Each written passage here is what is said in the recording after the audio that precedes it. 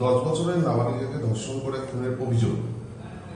জয়নগরে ধুধুমার অবস্থা, পুলিশকে ঘিরে বিক্ষোভ, পুলিশ ফাঁড়িতে ভাঙচুর, রাতে বাড়ি ফেরেনি মেয়ে, অভিযোগ জানতে গেলে নেয়নি পুলিশ, দাবি স্থানীয়দের, প্রতিবাদের রাস্তায় পথ অবরোধে স্থানীয়রা।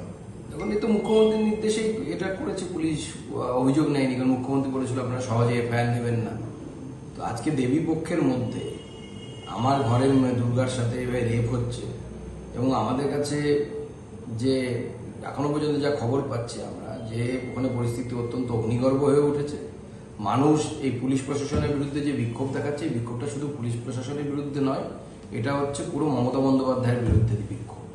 মমতা বন্দ্যোপাধ্যায় এই মুহূর্তে লিটারালি রাজ্যটাকে সামলাতে পারছেন না। এই সরকারের যাওয়া উচিত, বাংলার মানুষের মঙ্গলের জন্য যাওয়া উচিত, নচেত বাংলার মানুষের ভবিষ্যৎ কিন্তু খুব অন্ধকারের দিকে যাচ্ছে। আমাদের ঘরের মেয়েদের যদি মান সম্মান ইজ্জত না থাকে, কোন দুর্গার পুজো করবো আমরা? কাকে নিয়ে উৎসবে মানবো? মুখ্যমন্ত্রীর কথা মতো বাড়ির মেয়েরা সুরক্ষিত থাকছে না, তুলে নিয়ে গিয়ে তাদেরকে ধর্ষণ করা হচ্ছে। হসপিটাল থেকে বস্তি কোথাও কোনো সুরক্ষিত নেই। কি অবস্থা রাজ্যের আইনগুলো? গোটা বাংলাটাই অসুরক্ষিত, কারণ মাননীয় মুখ্যমন্ত্রী হচ্ছে এই গুন্ডা, বদমাস, মাতাল এবং রেপিস্ট, তাদের মুখ্যমন্ত্রী, সাধারণ মানুষের মুখ্যমন্ত্রী।